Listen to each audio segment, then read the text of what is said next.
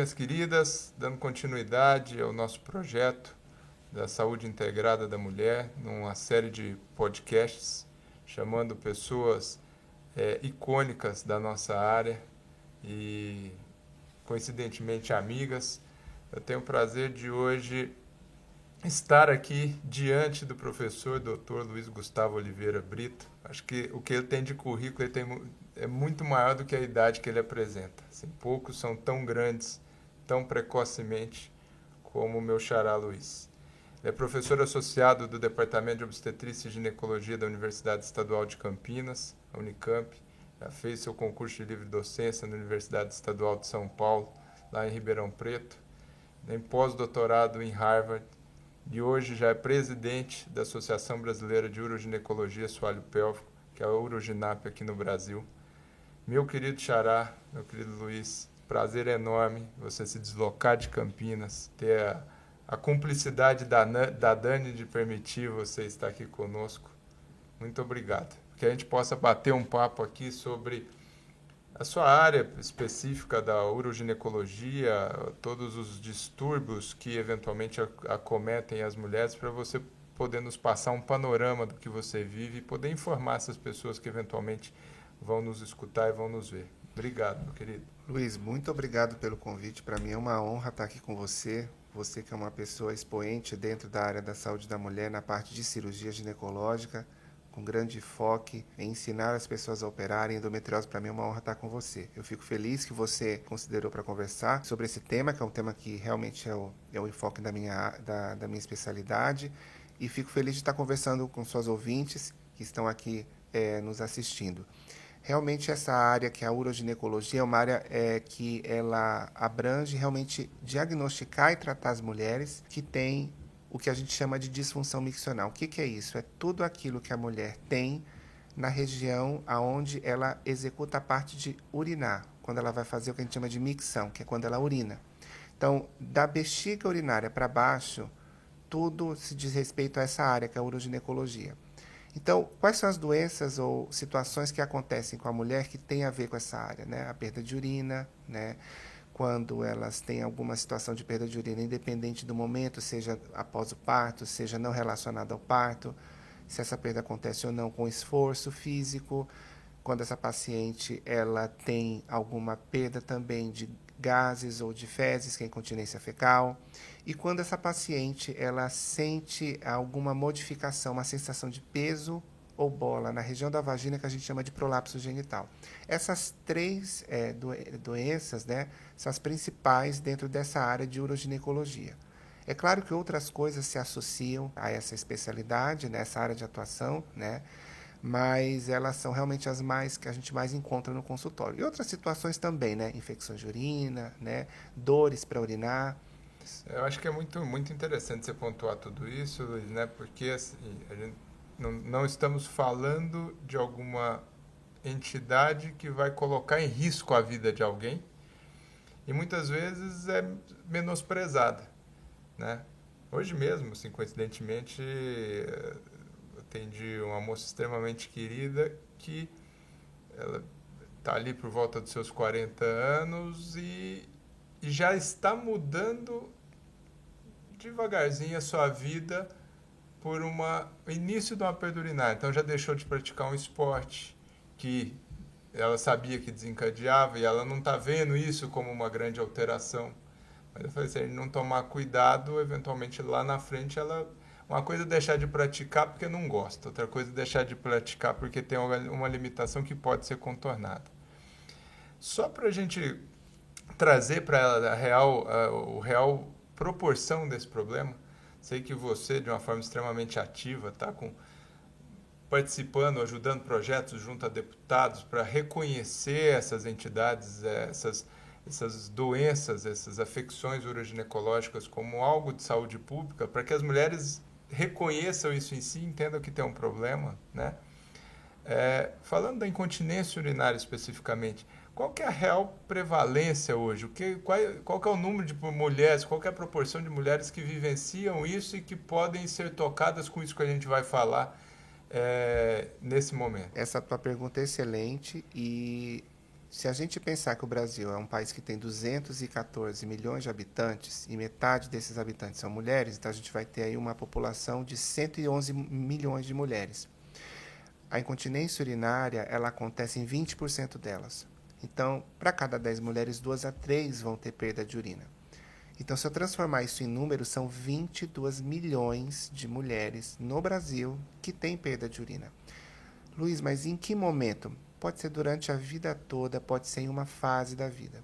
Você falou da pessoa que você teve, que você atendeu hoje, e você mencionou a idade dos 40 e poucos anos. E é interessante porque nessa faixa etária, metade dessas mulheres vão ter uma perda eventual.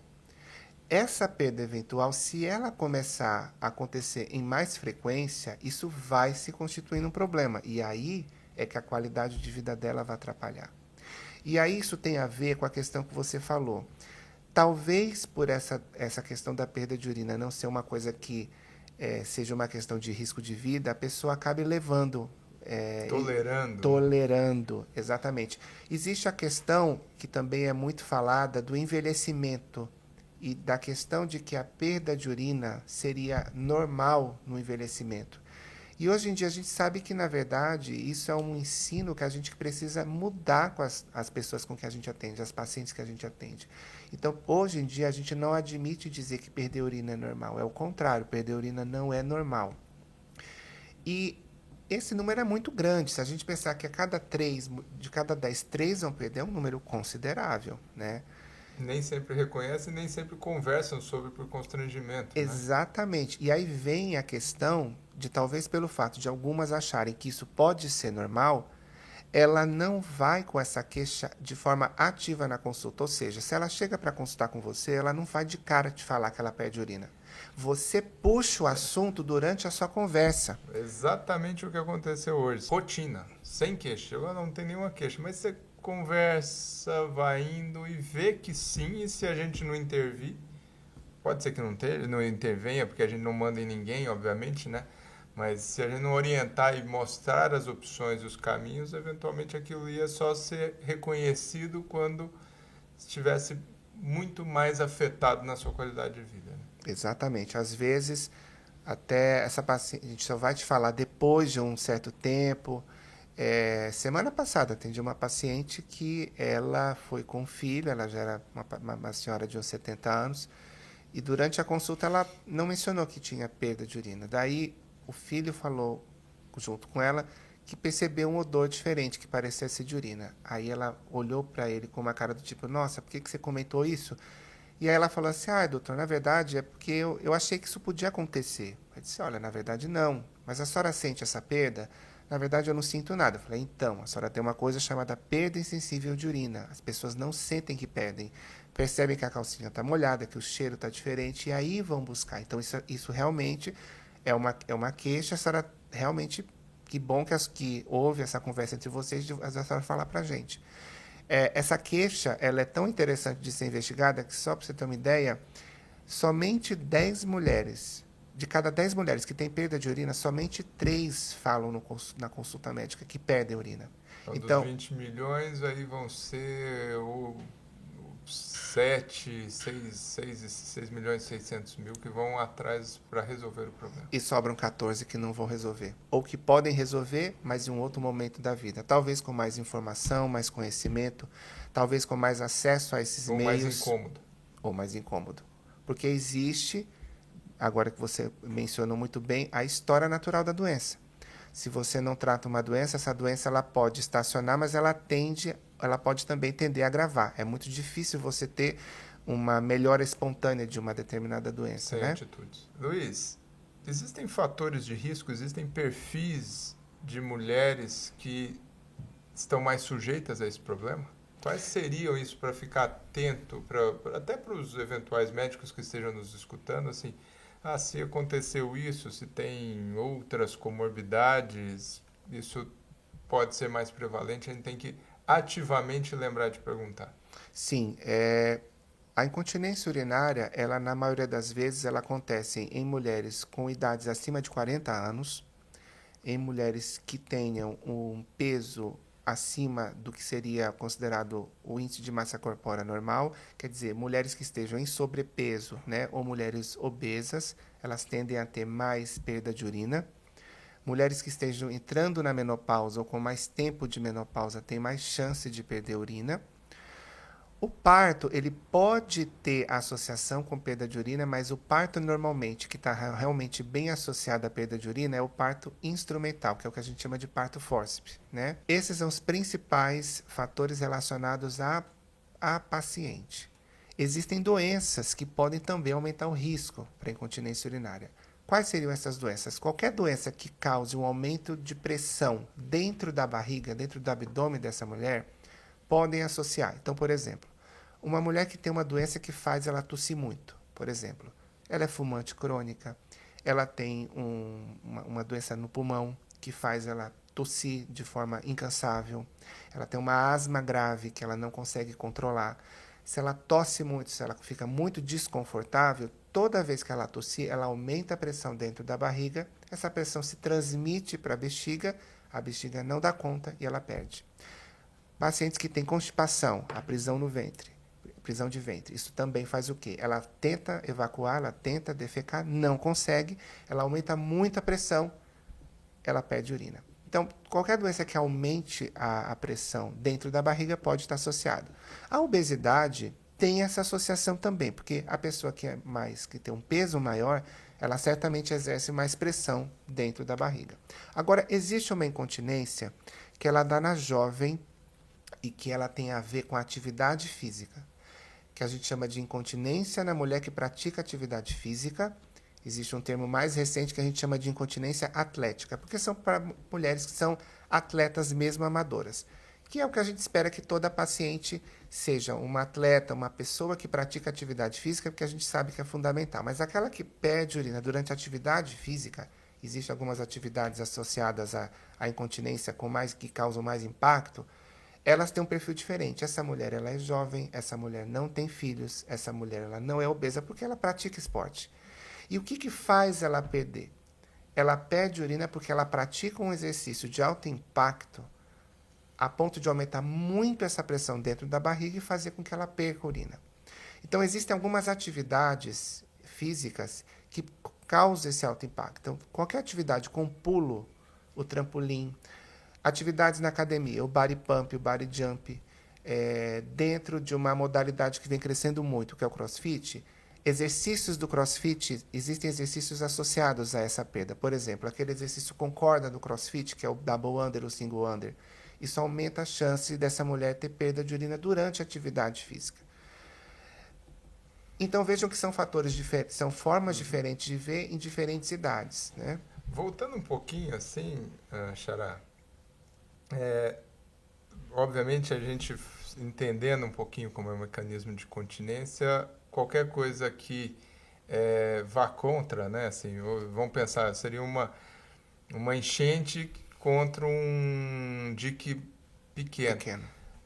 Explica para elas um pouquinho como que é o mecanismo de continência. O que tem que ser sobreposto para aí sim perder urina? Por que perde? O que bagunça ali para perder esse xixi? Existem várias coisas dentro do corpo da mulher que vão fazer o equilíbrio para que ela não perca essa urina. Então, ela precisa ter estruturas da anatomia dela que estejam íntegras, que vão ajudar nesse controle. Uma coisa que ela pode fazer, que pode inclusive ajudar nesse combate à perda de urina, é perceber que ela tem uma musculatura na região do assoalho pélvico dela, que a gente chama de períneo, que ela pode procurar uma fisioterapeuta para reforçar essa musculatura. Tem muitas mulheres que não conhecem a sua anatomia e quando elas vão procurar por perda de urina, durante o exame a gente percebe que essa musculatura está deficiente, está fraca. Então, o que a gente faz? A gente encaminha para a fisioterapia reabilitar essa musculatura. Então, o músculo forte ajuda nesse combate da perda de urina. Uma outra coisa é a questão do peso. O peso muito aumentado, ele aumenta a pressão dentro da barriga. Então, tentar diminuir essa pressão que acontece dentro da barriga para que aconteça o controle dessa perda de urina. E existem outros mecanismos que não se relacionam necessariamente com algo que ela possa fazer, mas que são associados à incontinência. Então, os ligamentos que controlam as vias de saída da urina, que é do canal do xixi, que é a uretra, esses ligamentos, às vezes, quando eles são muito móveis, muito defeituosos, eles também permitem com que essa uretra, que é o canal que leva a urina da bexiga para fora, se abra momentaneamente, ela tem essas perdas de urina. Então, isso é uma somatória, veja que não é uma coisa só. É o músculo que não está muito bem, às vezes ele está fraco. Existem até mulheres que o músculo está extremamente ao contrário, está forte, hipertônico. Aí a gente tem que relaxar, porque uma das maneiras que a mulher urina é por relaxamento dessa musculatura. Então, ela mantém essa musculatura com uma contração adequada enquanto ela não está urinando, e quando ela vai urinar, ela relaxa. Então, tudo isso a gente vai descobrir como? Conversando com a paciente e examinando. Perfeito. E quando que é necessário tratar isso? Quando que ela tem que pensar, poxa, agora eu tenho que procurar um tratamento, tem que ir atrás de um profissional para pelo menos fazer uma investigação ou uma orientação inicial? Essa pergunta é muito, muito boa e ela se relaciona à própria paciente, né? A gente não tem um número X de vezes que essa mulher pode dizer, nossa, eu perdi tantas vezes, ela precisa tratar. Não. Tem pacientes que referem que isso incomoda demais, mesmo acontecendo poucas vezes. E tem mulheres que, acontecendo num número muito maior de vezes, é aí que elas se incomodam. Então, a resposta, na verdade, está na própria paciente. O que você está me referindo vem acontecendo numa frequência que está te incomodando? Atrapalha a sua qualidade de vida. E o que é qualidade de vida? Você está precisando andar com uma roupa íntima extra na sua bolsa para trocar se você perde? Você usa algum protetor higiênico? A maioria delas usa um protetor higiênico e 30% troca de roupa por conta da incontinência, se ela não trata. Isso já te causou algum tipo de embaraço, constrangimento em relação a alguma atividade? Já aconteceu, por exemplo, de você ter perda de urina durante a relação sexual com alguém? Isso aconteceu quando você estava praticando um exercício, que isso aconteceu na frente de outras pessoas e você ficou com vergonha? Então, se a paciente ela percebe que tem um prejuízo na sua qualidade de vida, a resposta é que ela deve procurar o tratamento, sim. Eu adicionaria até uma dessas que eu pergunto habitualmente quando esse tópico entra, né, obviamente, assim, aquela paciente que ela sabe onde estão todos os banheiros, né? De tanto medo, então já chega no ambiente, só vai se sentir confortável, onde se localiza. Óbvio que isso é uma medida simples, chegou, vai fazer xixi, esvaziar bexiga, tem muito menos chance de perda. Mas só essa preocupação já denota uma certa alteração da dinâmica habitual da vida, né? Exatamente. Isso me lembra. Esse assunto é interessante, tem várias coisas que a gente pode comentar sobre isso. No Brasil a gente tem muito poucos aplicativos que essa paciente pode baixar no celular dela, no smartphone, para buscar sanitários. A maioria delas, quando tem algum aplicativo, elas buscam aplicativos de lojas de postos de conveniência, porque lá ela sabe que vai encontrar o sanitário. E geralmente quem tem isso são mulheres que têm essa perda de urina. E existe uma perda de urina que é associada a essa vontade que aparece do nada, que a gente chama de urgência, que ela fala, não, eu consigo segurar 1 minuto, doutor, eu consigo até 5, mas passou disso, se eu não achar um banheiro, eu vou perder urina. Então, esse é um tipo de incontinência que não se associa a esforço, é porque a bexiga dela se contrai de uma forma que ela não quer e ela perde urina. E, aproveitando também esse gancho, é por isso que é interessante a gente falar na questão das datas comemorativas. A gente tem a data comemorativa da endometriose, de várias outras doenças, a gente está no março amarelo, no março lilás, e a gente está querendo realmente que o dia da incontinência venha a surgir, porque as datas comemorativas são exatamente para a gente lembrar da necessidade de trazer consciência à população sobre esse assunto. Então, por exemplo, uma coisa que a gente poderia ter com mais disponibilidade seria ter mais aplicativos para banheiros. Existem lugares, em alguns países, onde, por exemplo, uma das políticas públicas é ter banheiros públicos disponíveis para a população. E a gente não tem isso de uma maneira muito institucionalizada aonde a gente vive, né? Sem dúvida. Você citou aí algumas diferenças de perda, né? Aquela que tem uma sensação de urgência, consegue até chegar ao banheiro em determinado tempo. Como que é feito, então, a investigação para eu saber essa incontinência é totalmente relacionada ao esforço, aqui eu preciso fortalecer a musculatura do assoalho pélvico, isso aqui eu preciso relaxar, ou aquela ali é uma contração descoordenada, vamos dizer, da bexiga que possa fazer essa perda. Como que é essa investigação? Tá. Existem vários tipos de perda, mas realmente as três mais comuns que a gente encontra na paciente, que aparece para a gente no consultório, são três, né? Uma, a gente já falou, é associada ao esforço. Então, se ela tosse, se ela carrega um peso, esse esforço pode ser variado. Às vezes ela pode rir, às vezes ela pode levantar de uma cadeira, ela pode perder urina. Essa incontinência eu chamo de incontinência de esforço. Eu tenho o segundo tipo, que é esse que é associado a essa contração, que é o que dá vontade súbita e se ela não chegar a tempo ela perde, que eu chamo de incontinência de urgência, e um outro termo que a gente chama é síndrome da bexiga hiperativa. E existe a mulher que tem os dois tipos. A gente chama esse tipo de incontinência de mista, e às vezes um dos tipos pode ser mais frequente do que o outro. Como é que a gente começa o diagnóstico? Primeiro, conversando com a paciente, tentando entender o dia a dia dela. A gente tem que realmente fazer uma anamnese, pegando essa história dela sobre como que é o dia a dia dela, desde quantas vezes ela vai ao banheiro, desde quantas vezes ela urina, se ela perde durante o dia, quantas vezes, se ela perde associada ao esforço ou não, se à noite ela levanta para ir ao banheiro, se ela não levanta, se ela acorda no outro dia tendo feito xixi na cama, que é uma coisa que a gente chama de enurese noturna, que é diferente de levantar para ir no banheiro, que a gente chama de noctúria. Isso ela pode te relatar, isso você pode pedir para ela anotar e te trazer no retorno. Quando ela te traz isso num papel, eu chamo isso de diário miccional. Eu posso fazer isso pelas últimas 24 horas dela. Lendo o diário, eu consigo saber de tudo isso. Uma outra coisa que a gente também pergunta é o quanto que ela ingeriu de líquido. Se ela ingere muito líquido, pouco líquido. Porque você saber tudo isso, você consegue orientar essa mulher de uma maneira muito melhor na vida dela. Então, às vezes você pega uma paciente que ela levanta 5 vezes para ir no banheiro. Mas ela vai te contar, por exemplo, uma Coca-Cola à noite. Que ela toma Coca-Cola, que ela, às vezes ela toma um café para trabalhar antes de dormir e que ela leva um copo d'água para pôr do lado da cama dela. Então, o que você vai falar? Olha, vamos tentar tirar esse copo d'água do lado da cama, porque você diminui a ingesta hídrica. Olha, vamos tentar evitar beber líquido pelo menos umas 2 horas antes de você dormir? Será que esse café não dá para ser um descafeinado? Então, você, com essa rotina, você consegue orientar e até saber se o hábito dela de urinar é adequado. Porque a gente também tem mulheres que não vão no banheiro com muita frequência. Mulheres que não gostam de ir no banheiro onde trabalham, porque acham que o banheiro não está de uma forma asseada.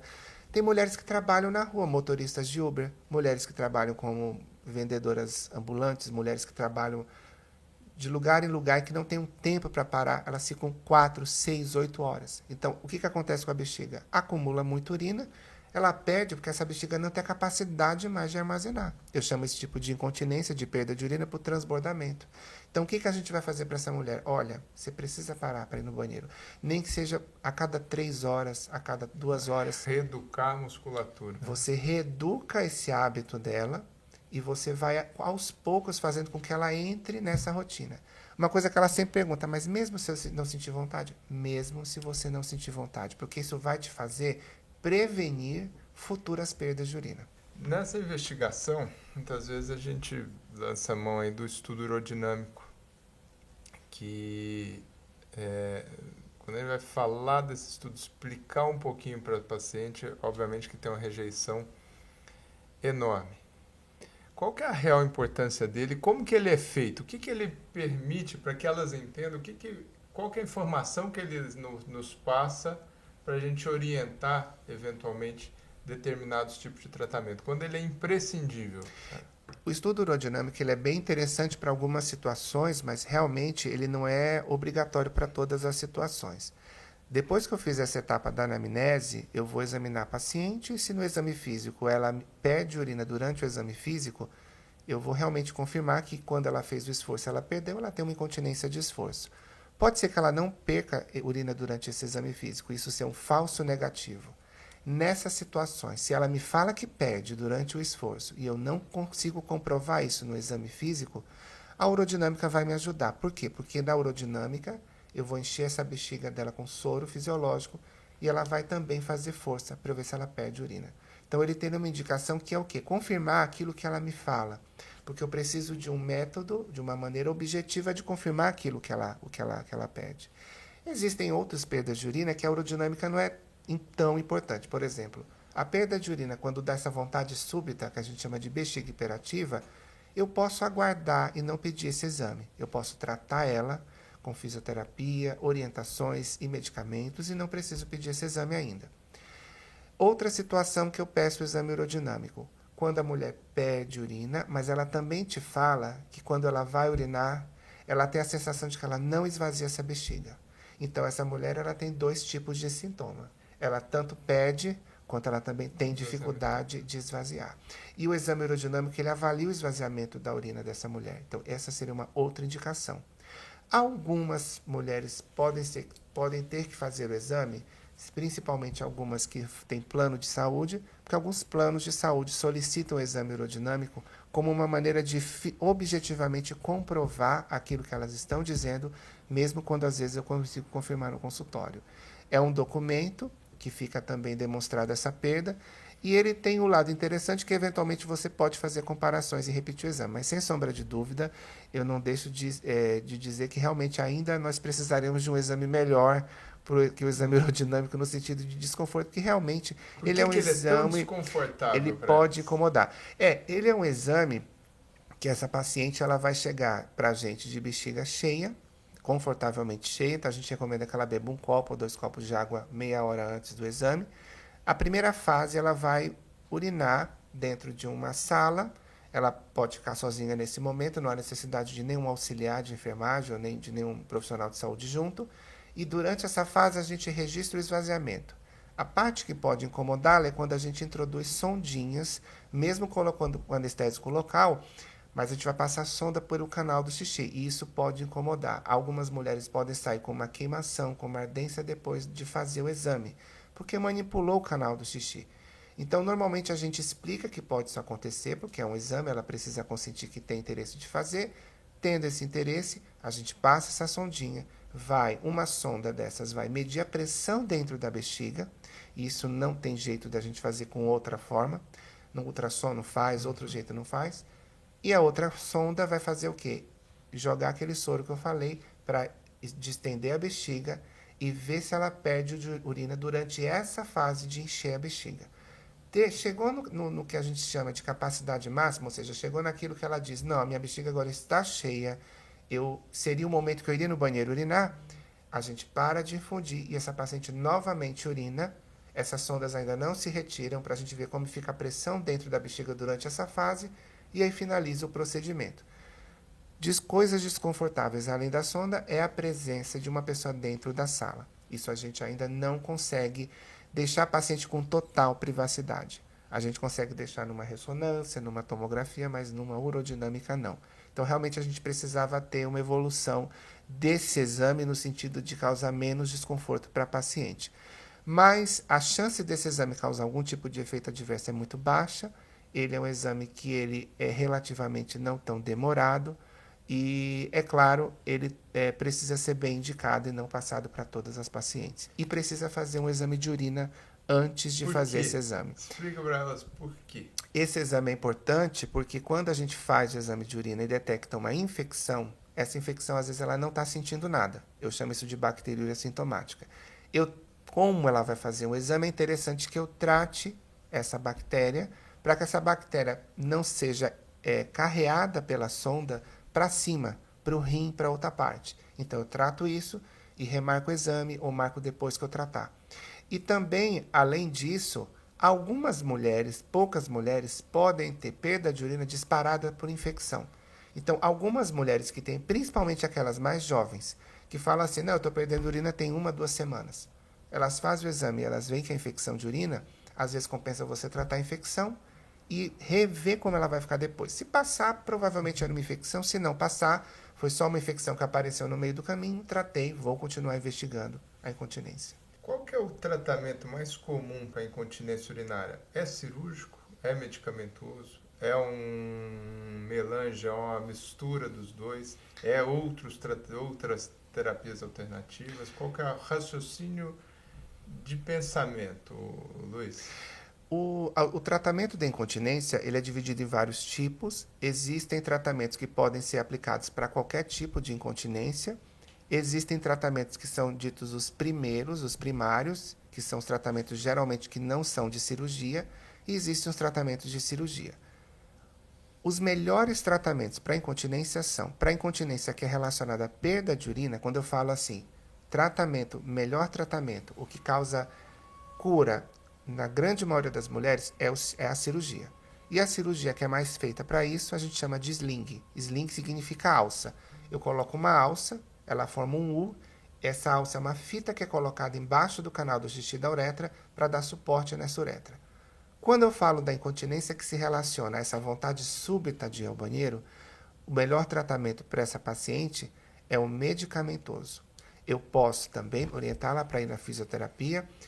Às vezes a fisioterapia pode melhorar sozinho, mas de forma rotineira, eu costumo associar ao medicamento. Dos medicamentos a gente tem dois tipos, um que chama anticolinérgico e o outro que chama beta-adrenérgico. Para aquela que tem os dois tipos, a mista, eu vejo qual é o pior tipo de incontinência e eu começo a tratar o pior tipo. Então, chegam pacientes para a gente com vários tipos de interesse de tratar. Tem pacientes que querem tratar e resolver logo e falam, eu quero o melhor tratamento para mim. Então, essas geralmente, além da físio, a gente indica a cirurgia. Tem pacientes que falam, eu não quero fazer cirurgia de jeito nenhum. Para essas, a gente indica a físio, vê como ela vai ficar e se teoricamente, ela tiver indicação cirúrgica e não melhorar, a gente oferece a cirurgia depois. A cirurgia não precisa ser a primeira opção para incontinência de esforço, mas ela certamente é a melhor opção, porque quando eu vou comparar físio e cirurgia, a cirurgia é melhor nesse ponto para incontinência de esforço. Você disse que a cirurgia hoje talvez resolveria o problema de uma tacada única, seria os slings, mas está tendo tanto problema com esses slings, o que está se passando? Qual que é a grande discussão deles? Qual que é a limitação? Qual que são as preocupações e eventuais alternativas, Xará? Essa pergunta é interessante porque, assim, apesar de a gente ainda não estar tendo tanto alvoroço em relação a esse assunto no Brasil, mas é possível que isso venha cada vez mais ter, porque em alguns países isso já está realmente sendo muito debatido. O sling é uma tela, é uma fita que é colocada embaixo desse canal e essa fita ela é produzida de forma industrial, do canal da uretral, do canal de xixi da uretra. Então você coloca exatamente no meio da uretra embaixo para dar esse suporte. Essa fita, na maioria das vezes, ela é produzida por uma indústria. Essa fita ela já foi testada em vários trabalhos científicos e apesar dessa fita ser segura, você pode ter eventualmente efeitos relacionados à fita em menos de 5% das mulheres que fazem a cirurgia. Ou seja, de cada 100 mulheres que vão fazer a cirurgia, menos de 5 delas podem ter problemas relacionados a essa questão do uso dessa fita. Existem pacientes que têm mais risco de ter problemas com essa fita. Quem são? Mulheres que normalmente já apresentam algum tipo de dor no andar inferior do abdômen, que a gente chama de dor pélvica. Mulheres que têm algumas doenças que se relacionam à dor de forma geral, então fibromialgia, mulheres que são fumantes crônicas e mulheres que já apresentam algum tipo de reação ou alergia a corpo estranho. Então já fizeram uma prótese de quadril, já fizeram uma tela para uma hérnia na barriga, não deu certo, rejeitou, elas possivelmente vão ter esse problema com sling. Então é interessante que a gente no consultório procure identificar esse perfil de mulher e para esse tipo o sling talvez não seja indicado. Mas para a grande maioria, o sling, a princípio, vai ser uma boa opção. O que possivelmente aconteceu em muitos países é que algumas mulheres talvez não tivessem já um benefício já do sling nesse momento do atendimento delas e que acabaram tendo a indicação de realizar essa cirurgia quando elas poderiam ter feito outra coisa. Voltando um pouquinho atrás, quando a gente pensa no sling, é fundamental o estudo urodinâmico? Depende do caso. Se ela perde urina e eu vejo no exame físico que ela perde, ele é obrigatório? A resposta é não. Se eu tenho que fazer essa cirurgia e o convênio me solicita esse exame, mesmo que eu tenha realizado um exame físico que me mostrou, eu solicito. Na paciente que apresenta sintomas que não são claros de perda de urina, como a gente conversou, o exame é interessante ser realizado. Pacientes que têm perda de urina e que têm sintomas de dificuldade de esvaziamento, pacientes que não se comprova com exame físico, pacientes cujos sintomas urinários estejam associados a outros sintomas, por exemplo, sintomas neurológicos. Mas o exame urodinâmico ele é interessante como documento porque ele realmente comprova que essa paciente tem a perda de urina, mas ele não é obrigatório. Agora, se eu operei uma paciente e ela, depois de alguns anos, ela volta a ter perda de urina, eu preciso pedir um exame de urodinâmica. Por quê? Porque essa paciente já teve uma cirurgia. A anatomia dela mudou. Então, eu preciso de um exame que realmente me diga como que está essa anatomia. O exame urodinâmico ele é muito interessante em situações onde eu não consigo fechar o diagnóstico ou quando há dúvida. Então, chega uma mulher, por exemplo, que ela te fala, eu perco urina quando eu tenho vontade súbita, que é a bexiga hiperativa. A gente não pede essa urodinâmica de cara, mas eu trato ela não melhora, será que o meu diagnóstico está correto? Será que a urodinâmica vai me dar um outro diagnóstico? Então, nesses casos, a urodinâmica ela é interessante. A urodinâmica vê gravidade? A urodinâmica ela pode sugerir gravidade, mas a gravidade quem te dá é a paciente. Às vezes você pega um exame de urodinâmica em que ele te sugere que ela possa ter uma incontinência mais grave. Mas se ela te fala que ela perde urina, quando ela carrega, quando ela move um sofá, por exemplo, que está aqui nessa sala, ou só quando ela ri demais por muito tempo ela perde, essa incontinência não é uma incontinência grave, é uma incontinência leve. Essa incontinência ela é provavelmente causada porque os ligamentos que são ao redor do canal do xixi dela estão começando a ficar fracos. A incontinência mais grave, que eu chamo de deficiência intrínseca, é quando o canal da uretra inteiro dela está fraco. É uma parede que, em vez de ficar colabada, ela fica aberta o tempo todo. Como que isso vai ser traduzido clinicamente para essas mulheres? Ela perde urina de forma quase que contínua, com um esforço mínimo, e que normalmente, quando ela percebe que ela faz o esforço, a saída da urina é em jato. Ela não perde em gota, ela perde em jato. Ela percebe que o MODIS, quase sem resistência nenhuma, exatamente. Ela te fala que ela não consegue só com MODIS resolver, às vezes ela troca por um absorvente noturno. É uma coisa que elas falam muito no consultório, doutor, eu fiquei muito preocupada quando eu tive de comprar uma fralda geriátrica. Isso é uma coisa que também ainda falta muito, essa orientação para os médicos de como orientar essas pacientes. Porque normalmente esses casos ficam muito para as mulheres que são acamadas, institucionalizadas, mas tem incontinências graves a ponto de elas usarem fralda geriátrica. E aí realmente é uma incontinência grave. Falou que dos slings, voltando um pouquinho também, Luiz, que alguns não são indicados e podem ter rejeições, né? E fez até analogia de eventuais próteses, outras telas. Quando tem uma rejeição do sling, qual é a gravidade disso? O que precisa ser feito? Qual que é o nível de preocupação para a paciente e para nós médicos nessa situação? A rejeição, ela normalmente quer dizer que o corpo não absorveu aquele material. Isso não é a mesma coisa de dizer de cicatrização, tá? É uma coisa diferente. Quando às vezes eu faço uma cirurgia de sling, eu coloco essa fita ela vai ficar lá embaixo do canal e ela vai ficar como? Eu amarro essa fita lá? Não. Eu deixo essa fita lá apoiada e eu fecho a parede da vagina. Depois que eu fecho essa parede da vagina, o que vai acontecer com essa fita? Ela vai gradativamente se incorporando na parede da uretra. Então, é o tempo que vai cicatrizar essa fita em cima da parede da uretra e que vai fazer o que a gente chama de fibrose. Então, isso demora umas semanas, geralmente 3 a 4 semanas. Às vezes, como essa fita cicatriza na parede, ela pode eventualmente ser palpada no exame físico. Ela, às vezes, você pode ver pequenos pedacinhos, mas isso normalmente não dá sintoma nenhum para a paciente. Isso não é rejeição.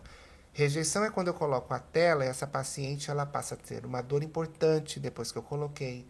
Quando essa tela está completamente inteira, ela não foi absorvida em nada. Quando ela, além da fibrose, ela pode gerar inflamação ou infecção. Então, são eventos muito raros. A gente quase não vê rejeição à tela, né? E isso é muito importante. Então, eu gosto de explicar isso principalmente para paciente que às vezes operou e aí ela foi para consulta e aí às vezes com um ginecologista geral e aí ele comenta, olha, estou sentindo aqui sua tela, a sua fita, eu estou vendo que tem um pouquinho. Se ela não tem queixa nenhuma, quer dizer, se essa tela está apenas exposta, na maioria das vezes a gente não precisa fazer nada. Às vezes a gente pode tentar reforçar a parede dessa vagina com hormônio feminino, para tentar deixá-la mais coberta, mas na maioria das vezes a gente não precisa fazer nada. A rejeição é quando a tela não está funcionando em nada, ela tem uma queixa clínica e normalmente a conduta é remover. Existem uma série de tratamentos aí que até as mídias sociais vão promovendo. Biofeedback, cadeiras com eletroestimulação. Qual que é o real papel? Laser. Qual que é o real papel e o real benefício desses tratamentos, que eu vou chamar aqui, talvez até de uma forma errada, esse sim você me corrige, tratamentos alternativos da incontinência urinária? Qual que é o real papel? Onde cabe? Onde a gente deve pensar? Em qual situação? Para informar quem está nos escutando, para não achar que tudo é tudo muito milagroso e que vai resolver todos os problemas. É interessante você comentar sobre esses dispositivos, porque começaram a ser estudados agora, né, para esse tipo de situação que é a perda de urina. Então a gente falou da fisioterapia e da cirurgia primeiro. Por quê? Porque esses são os mais estudados, esses são os ditos consagrados, que a gente já tem muita evidência que funcionam. No meio do caminho, né, a gente tem esses dispositivos. Então, para mulheres que perdem urina, além da fisioterapia, que pode ser empregada em qualquer situação, e a cirurgia para esforço, que é teoricamente o melhor tratamento, eu tenho, agora cada vez mais crescendo, a utilização do laser e da radiofrequência. Esses dispositivos, eles fazem de forma muito resumida, eles aumentam a temperatura na região onde eles são aplicados. Esse aumento de temperatura, ele modifica a estrutura de toda a parede da vagina, deixando essa parede da vagina, vamos dizer assim, nova, com novos elementos de reforço para reduzir essa perda de urina. O número de trabalhos que tem surgido nesse assunto nos últimos anos é grande. Antes, se a gente falasse disso há 5 anos atrás, eu te diria, não tem nada de evidência. Mas agora a gente já tem alguma evidência. O laser ele é bom para mulheres que têm perda de urina leve relacionada a esforço. Ele parece ser bom durante um período de 6 a 12 meses após o início do tratamento. De forma geral, essa paciente faz 3 sessões com intervalos de 30 dias, tanto para o laser quanto para a radiofrequência. Os dois parecem semelhantes em relação a tratamento e se aplicam para a mesma situação. Outra situação que a gente usa esses dispositivos são para mulheres que têm uma coisa que a gente chama de atrofia vulvovaginal. É aquela mulher que a perda de urina pode aparecer, mas ela se queixa muito de secura, a vagina está seca, a vagina queima, arde, coça, e ela quer alguma coisa para melhorar essa sensação de secura. Então a gente usa o estrogênio ou a gente pode usar o laser ou a radiofrequência para esses casos. Ele vem sendo muito discutido. A cadeira eletromagnética, ela tem poucos trabalhos na literatura. A ideia dela é que ela também melhore também a perda de urina, mas a gente ainda tem uma evidência um pouco mais fraca do que o laser para a utilização. A cadeira ainda não é um dispositivo que a gente tenha muita evidência. Então, a gente ainda precisa de mais estudos a respeito disso. Existem outros dispositivos que têm surgido, ultrassom microfocado e por aí vai. Mas, assim, de todos esses, eu acho que os mais importantes são o laser e a radiofrequência. A gente tem poucos trabalhos comparando esses dois, um com o outro. Existem poucos trabalhos e, aparentemente, não se vê uma grande diferença entre um e outro. O que a gente orienta para paciente? Primeira coisa é ver se você se aplica a esse procedimento. O laser, ele vem sendo vendido em algumas situações como sendo assim um objeto milagroso, que ele não vai só curar a perda de urina, mas que ele vai rejuvenescer a vagina. Esse termo rejuvenescimento vaginal, a nossa preocupação é que ele possa causar uma expectativa que a gente não vai conseguir resolver para essa mulher. Cientificamente, a gente chama qualquer cirurgia que vise melhorar o aspecto da vagina de cirurgia cosmética genital feminina. E a gente não visa, na verdade, rejuvenescer a vagina. A gente visa melhorar os sintomas que essa mulher tem na vagina e que vão dar mais qualidade de vida para ela. Então, o que a gente precisa ver é, será que o laser é bom para essa mulher? Se essa paciente tem uma perda de urina muito grande, é provável que o laser não vai resolver todo o problema dela. A gente tem que ver que idade essa mulher tem. A gente sabe que o laser, por exemplo, ele é melhor nas mulheres na menopausa. Mulheres muito jovens, talvez o laser não se beneficiem tanto. E a gente vai acompanhando caso a caso para ver se realmente isso se aplica. O ideal é que ela procure um ginecologista que esteja atualizado nessa área. Pode ser alguém da área da menopausa, pode ser alguém da área da uroginecologia, pode ser alguém que realmente estude esse assunto, se interesse. Mas é interessante que ela veja que ele não é um objeto milagroso, só para efeito de informação. Vários órgãos mundiais pediram atenção no uso desse dispositivo. Um dos órgãos americanos, o FDA, ele lançou um aviso em 2018 pedindo muita cautela para os médicos indicarem esse procedimento com muita parcimônia, com muito cuidado, porque não é toda mulher que vai se beneficiar. Voltando à história das telas. Talvez o que aconteceu com as telas em 2010 para incontinência urinária, do sling, poderia estar acontecendo com laser se esse warning não tivesse sido avisado. Porque muita gente está fazendo laser e às vezes não tem objetivo nenhum. E o laser, ele não é um dispositivo que ele é 0% de efeito adverso. A chance de efeito colateral é baixa, mas pode acontecer. Dor e sangramento são os mais comuns. Mudando um pouquinho de assunto, dentro desse universo tão vasto da uroginecologia, um outro tópico que é muito pertinente são as distopias genitais. As distopias genitais que são alteração da estrutura, da base anatômica dos órgãos femininos, eventualmente bexiga caída, prolapso intestinal, prolapso uterino. E uma das cirurgias mais feitas na nossa especialidade é a retirada do útero, que é a esterectomia. E Delance recentemente, né, que eu sei que é um ídolo seu, que você já me disse isso, e que escreveu várias teorias sobre essa estática pélvica, sempre questionava alguns papéis dos ligamentos. Te pergunto, quando a gente vai fazer uma cirurgia dessa, retirada do útero, existe diferença nesse tocante? Quando a gente retira o colo do útero junto, que é chamada esterectomia total, ou quando a gente mantém o colo do útero, que é chamada esterectomia subtotal, existe espaço para cada uma delas, ou indicações específicas para cada uma delas, ou tanto faz? Essa pergunta é muito interessante. Assim, o colo do útero, só para a gente contextualizar, ele é a área do útero que ele apresenta mais assim ligação com a parede da mulher, com a parede lateral da estrutura do corpo da mulher. Então, por ele ser essa região mais ligada de forma mais forte, se acreditava que quando você cortasse essa região, separando o colo do útero dessa parede, o que vem depois do colo para baixo é a vagina, é o teto da vagina. Então, o que se imaginava? Que a vagina ia cair. Então, para muitas mulheres, se fazia a retirada do útero e não se tirava o colo. Essa região é chamada, na anatomia, de anel pericervical. E aí, muitas mulheres foram mantendo o colo.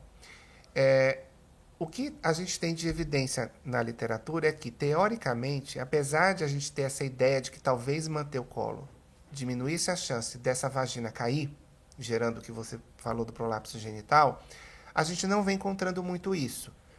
A gente vem encontrando aparentemente níveis iguais, né, de risco para prolapso, mantendo ou não mantendo o colo. Quando a gente mantém o colo do útero, uma coisa que a gente sempre fala para a paciente durante a cirurgia é que ela ainda vai ter que continuar fazendo Papa Nicolau, se ela estiver naquela faixa de screening, né, de triagem para rastreio de câncer de colo, e, eventualmente, 1 a cada 10 mulheres que mantêm o colo pode eventualmente ter sangramento, porque o colo ele tem um canal no meio e que tem bastante vascularização e às vezes a paciente pode sangrar. Então, como que a gente faz com a paciente? Tira ou não tira o colo? A gente pergunta para a paciente se ela tem alguma ideia sobre o assunto, se ela já leu sobre isso. Esclarecimento, como tudo. Exatamente. Conscientização. Então a gente pergunta, olha, você já leu alguma coisa sobre anatomia? Seja por acaso viu, se por acaso como vai ficar a sua vagina depois da cirurgia? Algumas falam, olha, doutor, eu fico com medo de ficar oca. Isso não vai alterar a minha sexualidade, meu interesse pelo meu parceiro? A lubrificação não vai mudar? Como que fica? Eu sei que na parte de cima tem o colo do útero. É melhor deixar ou é melhor não deixar? A gente sabe que a maioria das pacientes vão ouvir o que o médico tem a sugerir. Mas a gente precisa ouvi-las, porque o que a gente sabe é que as mulheres que têm esse grande receio de que se você retira o colo, se você acaba retirando, elas acabam evoluindo com algum grau de insatisfação ou de mudança na parte sexual. Então, de forma geral, a gente fala que, do ponto de vista científico, manter ou não o colo não muda isso.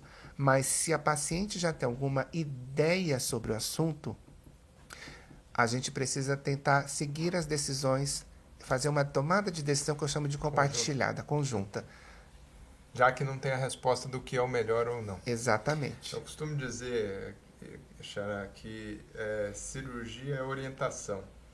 Então, quanto mais tempo nós dispensamos ali para orientar, mais fácil é a recuperação, melhores são os ajustes de expectativas.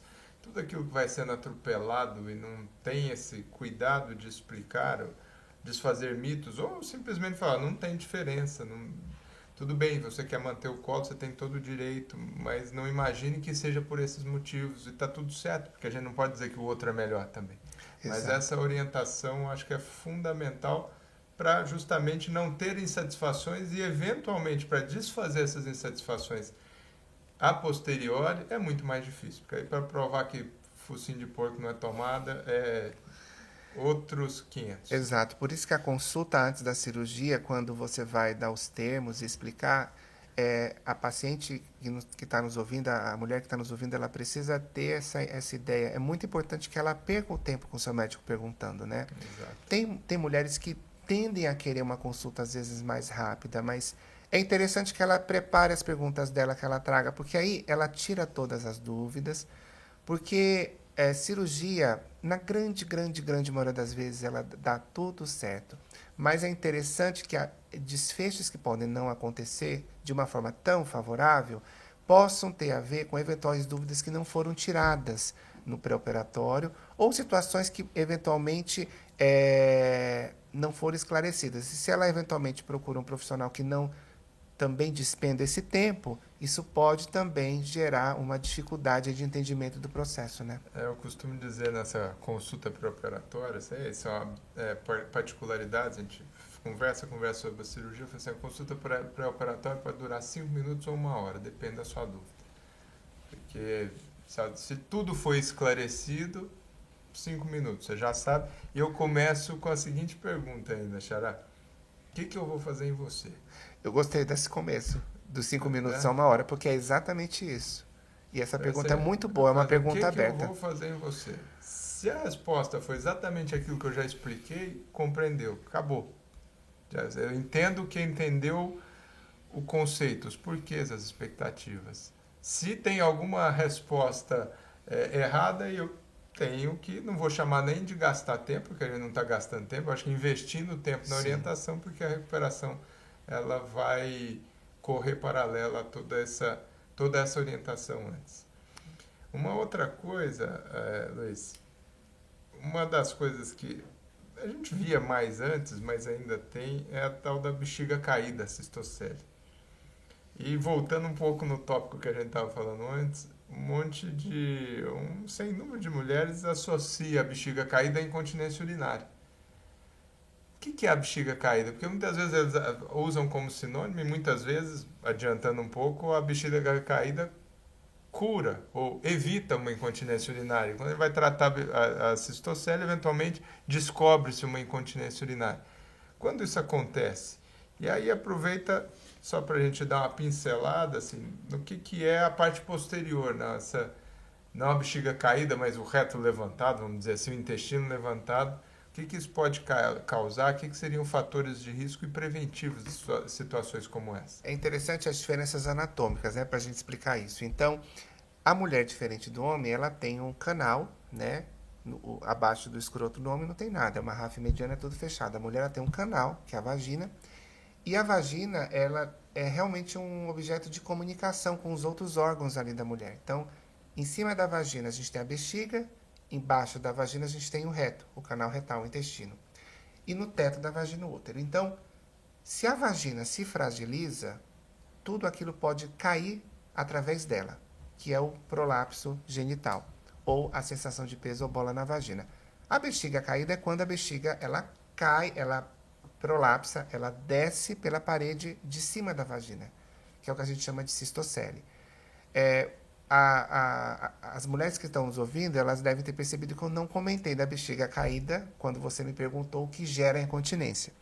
Porque realmente a bexiga caída ela não se relaciona à incontinência. A bexiga caída, ela cai porque existem fatores de risco que fragilizam esse limite entre a bexiga e a vagina que não deixam ela sustentada. O principal fator de risco é o parto. O parto realmente vaginal ele se associa a isso, mas também outros fatores como aumento da pressão na barriga, obesidade e doenças que levam a esse aumento de pressão abdominal podem gerar bexiga caída. Mas realmente, como você bem lembrou, a bexiga caída ela não tem mais a mesma, ela não causa incontinência. Ela pode, quando ela cai muito, a bexiga ela é um círculo, é um objeto, parece uma laranja, e ela tem um canal na ponta que é a uretra. Se essa bola ela cai pela vagina, a saída da urina pela uretra fica angulada. Então o xixi não sai. Então muitas mulheres, quando têm bexiga caída, às vezes têm dificuldade de urinar, ou urina um pouco. Quando você opera ou você restaura a anatomia, esse canal, se ele é fragilizado, ela pode voltar a ter perda de urina. Quando a gente não percebe essa perda de urina por causa da bexiga caída, a gente reposiciona, ela perde, eu chamo isso de incontinência oculta. Por que oculta? Porque até então era oculta para a mulher e para o profissional, porque não se sabia. Então, uma das coisas que a gente inclusive faz é pedir para ela fazer o exame de esforço com todas as vísceras, com todos os órgãos na posição habitual, mesmo que ela tenha esse prolapso, essa cistocele, para ver se ela tem perda de urina. Isso pode acontecer também no prolapso uterino. Também, exatamente, né? Pode acontecer no prolapso uterino, isso pode acontecer quando o reto, que é a divisória da vagina na parte de baixo, ele está muito para cima, que é a retocele, eu também posso, eventualmente, ter dificuldade de fazer cocô, de evacuar. Essa paciente ela não consegue, porque uma parte dessas fezes vai se localizar nesse abaulamento que sai pela parede da vagina. Né? Esse aneurisma, exatamente. Então, tudo isso faz parte do prolapso. Então, eu posso ter a queda da bexiga de forma isolada, eu posso ter a queda do útero de forma isolada, eu posso ter a queda, o abaulamento do reto de forma isolada, eu posso ter tudo ao mesmo tempo. E isso eu vou corrigir de acordo com aquilo que me apresenta no exame físico, né? E normalmente essa paciente, ela tem a queixa. Se isso está começando a aparecer, isso é uma outra pergunta que às vezes aparece em consultório.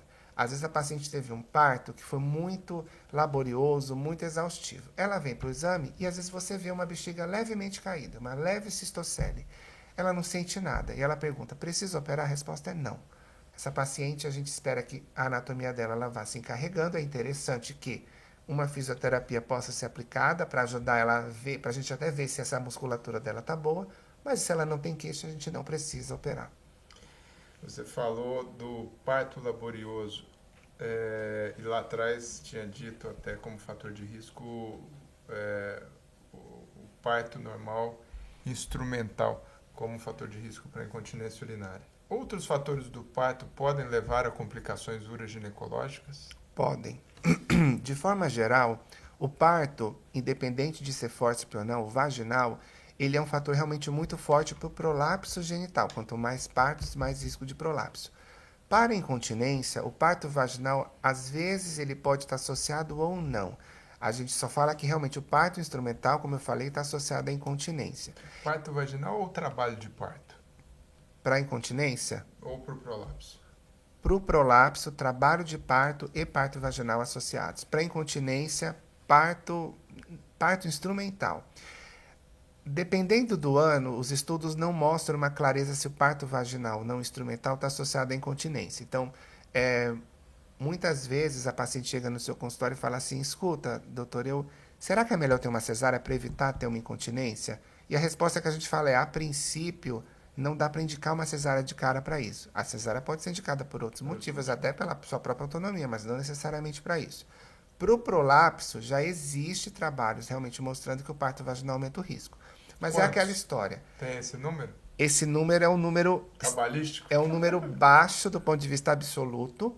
E também é aquela história. Eu não tenho como prever que aquela mulher vai ter prolapso. Então é muito difícil dizer assim, eu vou te fazer uma cesárea para evitar um prolapso e saber que realmente você vai ter um prolapso. Você vai ter esse benefício desta cesárea. Agora, é claro que existem partos e existem partos. E aí você me perguntou, qual é o parto que aumenta o risco de eu ter um prolapso? Então, só para você ter uma ideia, quando o bebê ele passa, e eu não quero aterrorizar ninguém que queira ter parto, mas eu vou falar aquilo que acontece na anatomia. Mas quando um bebê passa pelo canal de parto, existe Canal de parto é dilatação total, já em conjunção com o canal vaginal, né? Só Isso. para O bebê, quando ele nasce, quando ele vai nascer, primeiro ele vai sair do útero dilatando o colo, e depois que ele dilata o colo completamente, ele já está na vagina, prestes a sair. Esse caminho que ele dilata o colo, ele vai saindo pela vagina, a vagina ela é envolvida por um músculo em forma de U, que a gente chama de levantador do ânus. Então ele abraça o bebê quando ele vai passando. À medida que o bebê vai passando, ele vai esticando aquela região. E o músculo também vai distendendo. Então, existem trabalhos de ressonância que fizeram em mulheres que quando o bebê passa ali, ele distende o músculo em 255%. Luiz, mas isso é muito. Tá, isso é muito, mas se ela tiver uma musculatura preparada, isso não é um problema. Mas o que vai ser um problema? Se esse bebê ficar muitas horas nesse canal de parto, se o bebê for muito grande, se a bacia dessa mulher for menor, porque o músculo é elevado por um nervo, que eu chamo de pudendo. E se eu estico esse músculo demais, o músculo entra em fadiga, ele cansa. E se ele cansa, ele para de se contrair, ele afrouxa. E como ele é um músculo que dá a sustentação da pelve da mulher, isso pode me gerar uma incontinência depois. Isso pode me gerar um prolapso depois. Então, o ideal é, se o parto dessa mulher acontece de uma forma tranquila, não demorada, com um bebê que não seja super grande, com uma bacia adequada e que vai evoluindo dentro de um partograma habitual, teoricamente essa mulher não tem risco maior de evoluir com algum problema. Mas se esse bebê é muito grande, ele é um parto extremamente rápido ou extremamente demorado. Que nem sempre é previsível. Que nem sempre é previsível. Então é o que eu falo, é o imprevisível dos dois lados. Né? Você pode ter a evolução para um problema. E uma coisa que a gente sempre orienta os colegas, que principalmente que fazem pré-natal, quanto à questão de risco de problemas em uroginecologia decorrentes do parto, uma das coisas que a gente sempre fala, não é nem tanto na incontinência, mas na questão de quando o bebê sai pela vagina, ele pode promover rasgos, né, nessa transição entre a vagina e o ânus, que a gente chama de trauma perineal. E isso é muito pouco falado no pré-natal.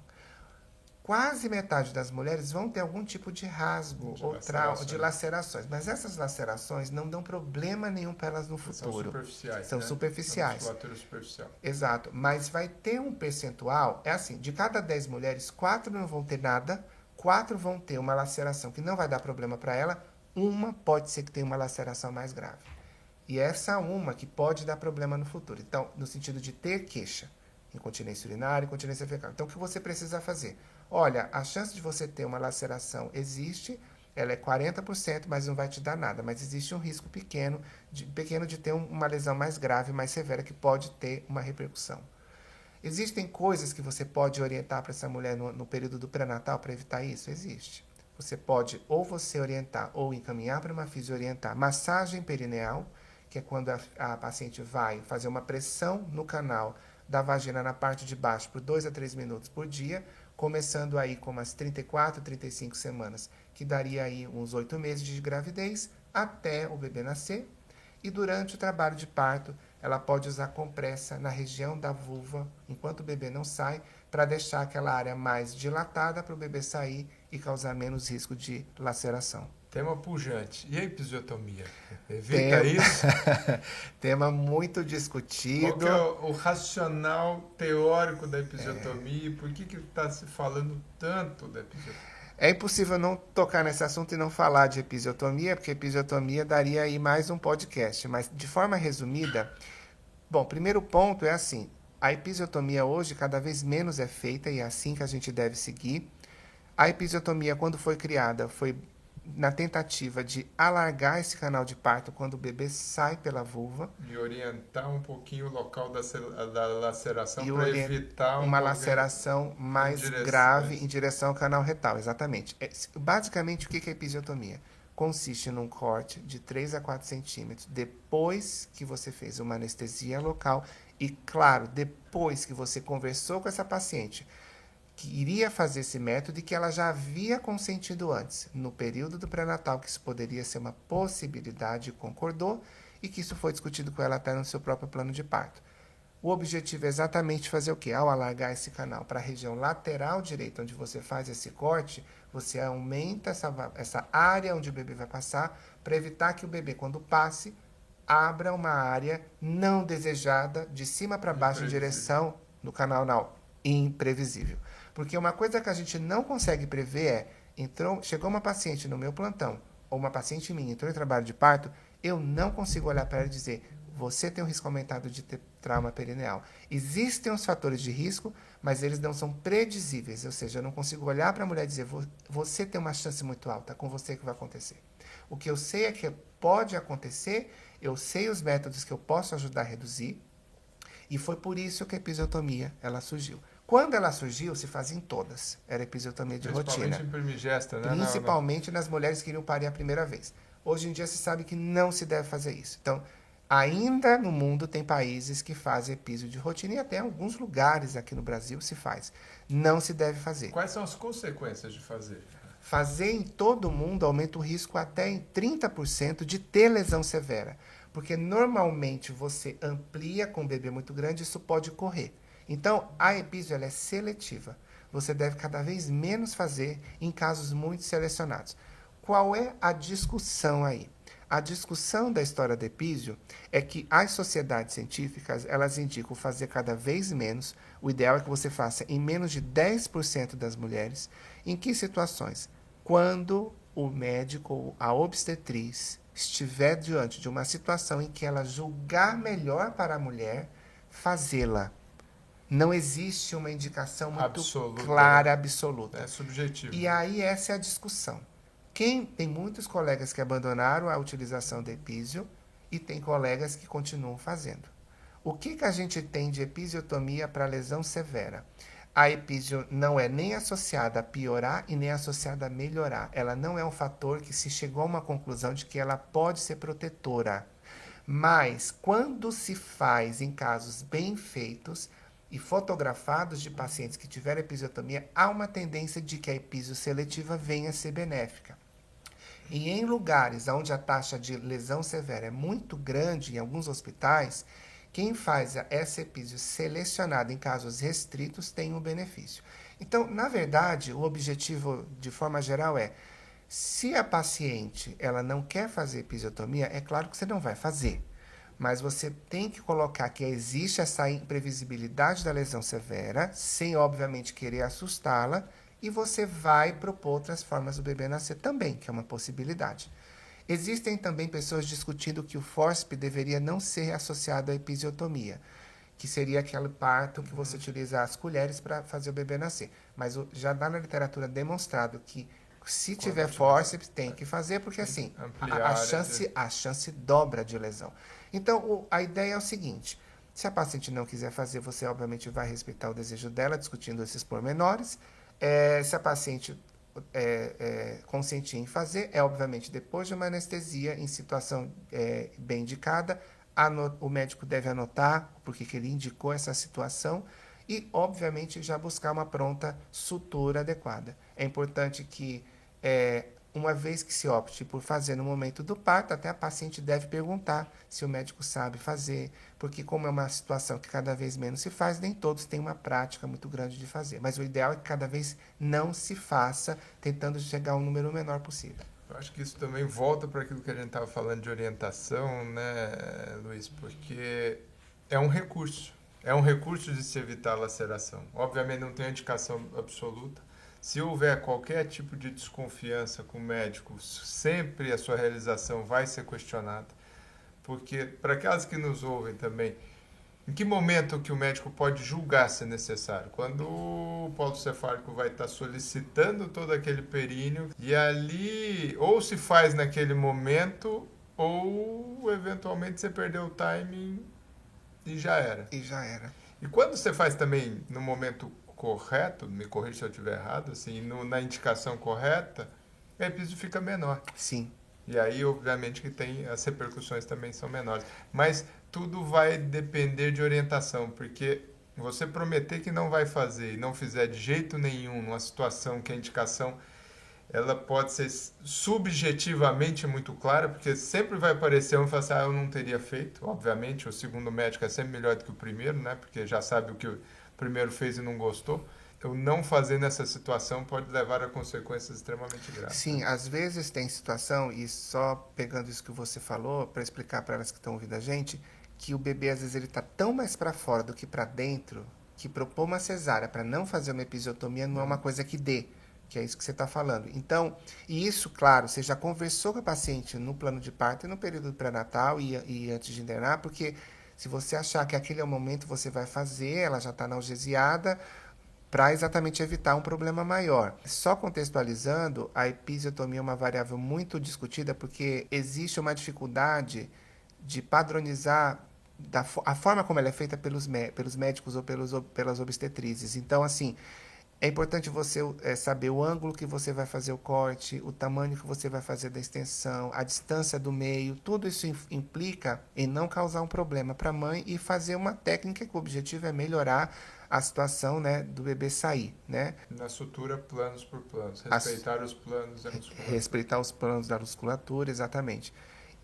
Mas realmente, o que a gente tem de evidência? Existe algum trabalho? Isso é uma pergunta que fazem muito para mim. Existe algum trabalho na literatura que já tenha dito é possível abandonar a episiotomia? A resposta é ainda não temos esse trabalho. Já foram tentados estudos onde se tentou implementar uma política de não fazer episiotomia, e nos 2 estudos que se tentou fazer isso, estudos que a gente chama de randomizados, quer dizer, você não escolhe o grupo que você vai fazer, porque é muito fácil eu escolher um grupo e dizer, não vou fazer episio naquele grupo, mas aquele grupo ele era favorável a não fazer. Estudos randomizados, que a gente segue as mulheres em seguida, prospectivos que a gente fala, nesses 2 estudos que tem, nenhum dos 2 estudos no grupo não episiotomia, você teve uma taxa de não episiotomia em todos. Então, a gente ainda não tem resposta para abandonar completamente a episiotomia. Mas a gente, claro, tem evidências de cada vez menos deve ser feita, e para aqueles médicos de informação, que a gente chama de residentes, eles podem treinar em materiais de simulação, para eles saberem como é feito isso. Meu querido Luiz, eu acho que a gente está conversando aqui tem mais de 1 hora. Acho que é um assunto que não se esgota. Talvez, eventualmente, depois organizarmos outro tema mais específico para complementarmos aqui.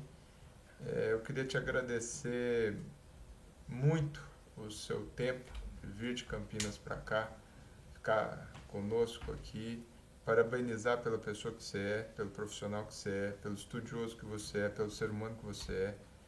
E eu me sinto muito honrado de, nos últimos anos, ter ficado mais próximo a você, independente da questão profissional.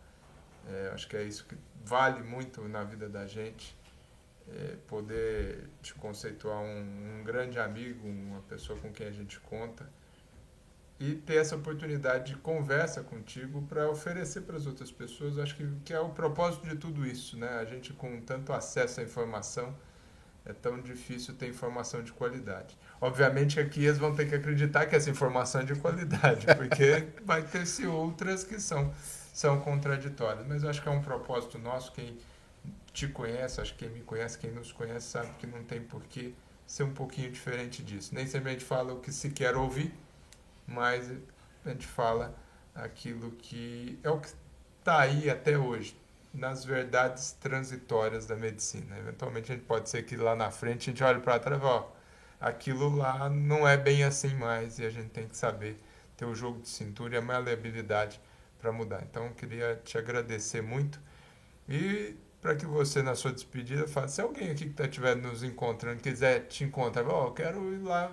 gostei da cara dele ali, gostei desse papinho dele, preciso procurá-lo para um atendimento. Como é que eles te acham? Luiz, eu queria muito agradecer essa possibilidade de estar com você. Você, além de um profissional excelente, é um grande amigo. E quando você me falou dessa oportunidade, eu não hesitei. Eu acho que, assim, a gente estuda esse tempo todo são para elas. Então, eu acho que, assim, qualquer canal que a gente possa ter para conversar com as pacientes, eu acho que é super importante. Como você falou, acho que elas têm que dar um voto de confiança. A gente estuda bastante, né, para estar trazendo essa informação. E eu acho que assim, é para elas que a gente faz isso, e eu acho que assim, quanto mais a gente divulgar, enquanto professor, você também tem atividade acadêmica, a gente tem essa atividade, a gente presta serviço à comunidade. Então, eu acho que isso é uma maneira de prestar o nosso trabalho. É, eu tenho ficado todos os dias, com exceção da terça-feira, em Campinas, mais em atividades acadêmicas, mas na terça eu fico em São Paulo. Eu faço uma atividade de consultoria aqui no Hospital Beneficência Portuguesa, pela manhã, e à tarde também eu faço atividade ambulatorial, então eu fico à disposição para quem tiver, esse interesse de tiver uma procura, uma dúvida, né, ou um atendimento nessa área de uroginecologia e disfunção pélvica. Nas redes sociais, quem tiver interesse de me seguir, eu tenho uma página no Instagram que chama LGOBritoMD. É uma página que eu tento colocar bastante conteúdo, uma vez por semana, à medida que o tempo vai possibilitando, tanto de trabalhos que a gente realiza dentro da universidade, quanto de trabalhos interessantes e assuntos que a gente percebam que estão saindo na mídia e que a gente precisa dar uma visão científica e atualizada dos fatos. Então, tanto a página do Dr. Luiz Flávio quanto a minha, eu acho que são páginas muito interessantes de serem seguidas. Muito obrigado, meu querido. Eu que agradeço.